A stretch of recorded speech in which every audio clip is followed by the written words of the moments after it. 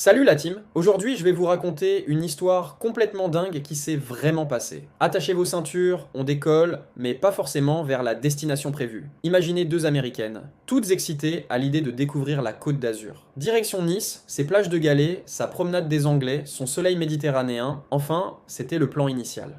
À l'aéroport, nos deux voyageuses, probablement un peu fatiguées après leur vol transatlantique, se dirigent vers leur porte d'embarquement. Elles présentent leur billet, passent le contrôle, s'installent confortablement dans l'avion. Jusque-là, tout va bien. Mais voilà où ça devient complètement fou. Au lieu d'atterrir dans le sud de la France, elles se retrouvent en Tunisie. Et oui, vous avez bien entendu. Nice et Tunis, ça peut prêter à confusion quand on est fatigué et qu'on ne parle pas français, non?